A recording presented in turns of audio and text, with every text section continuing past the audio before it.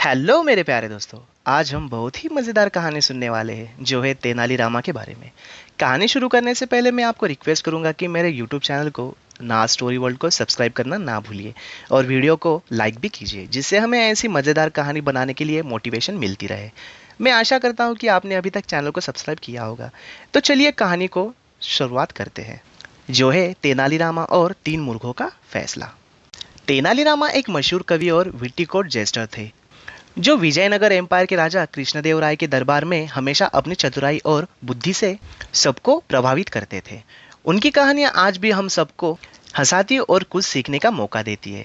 यहाँ एक मजेदार कहानी है जो उनकी चतुराई और समझदारी को प्रदर्शन करती है। कहानी तीन मूर्खों का फैसला। एक दिन राजा कृष्णदेवराय के पास एक व्यक्ति आया और बोला, महाराज, मेरे पास कुछ लोगों का विवाद है जिसमें आपकी मदद चाहिए। राजा ने पूछा, क्या समस्या है? उस व्यक्ति ने कहा, महाराज, तीन लोग अपने अपने आप को सबसे बड़ा मूर्ख यानी बेवकूफ साबित करने की कोशिश कर रहे हैं और मैं ये फैसला नहीं कर पा रहा हूँ कि इनमें से कौन सबसे बड़ा मूर्ख है।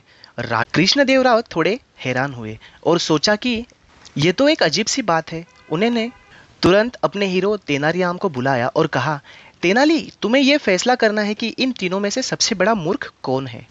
तेनालीराम हंसकर बोला, ये काम मैं खुशी खुशी करूंगा महाराज। देखते हैं पहला मूर्ख। सबसे पहले पहला व्यक्ति आगे आया और उसने कहा, मुझे सबसे बड़ा मूर्ख माना जाना चाहिए क्योंकि एक दिन मैंने अपनी कमीज पहनी और उसके बाद उसके ऊपर अपनी धोती पहन ली।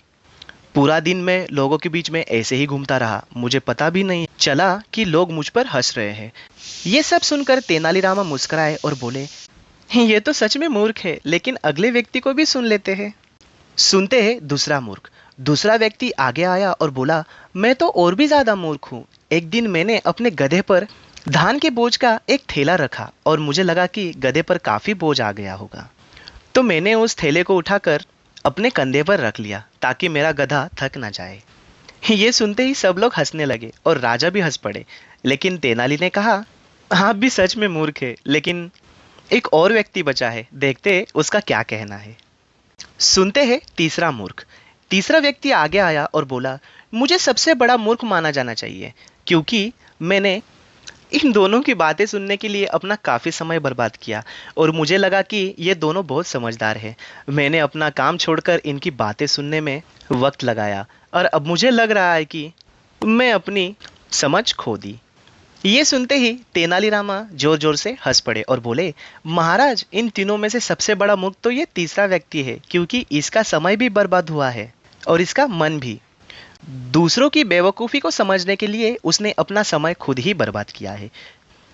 राजा कृष्णदेवराय और दरबार में सब लोग तेनालीरामा की बुद्धि और मजेदार फैसले पर हंसने लगे।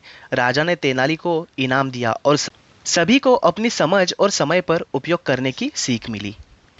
तो दोस्तों, हमें इस कहानी से ये सीख मिलती है, तेनालीरामा हमेशा अपनी चतुराई और हाजिर जवाबी से सबको हर मुश्किल समस्या का यूनिक और फनी सॉल्यूशन देते थे।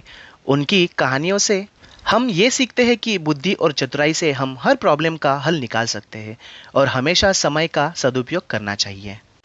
तो मेरे प्यारे दोस्तों, आपको ये मज़ेदार कहानी कैसी लगी ज़रूर कमेंट करके बताइए और चैनल को सब्सक्राइब कीजिए और वीडियो को अपने दोस्तों में शेयर कीजिए। और ऐसी ही मज़ेदार कहानियाँ सुनने के लिए बने रहिए हमारे YouTube चैनल ना स्टोरी वर्ल्ड पर।